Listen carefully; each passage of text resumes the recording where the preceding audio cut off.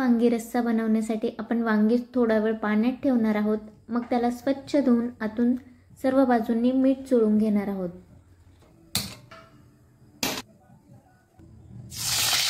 तर कढईत थोडंसं तेल टाकून वांगी चांगली परतून घेऊ।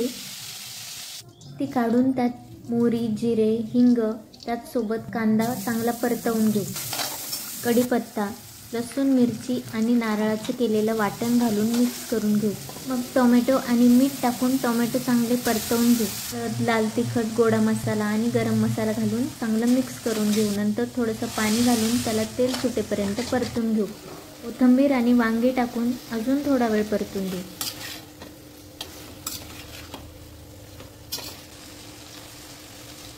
त्यात गरम पाणी टाकून एक उकळी आल्यानंतर वांगे शिजेपर्यंत झाकण ठेवू।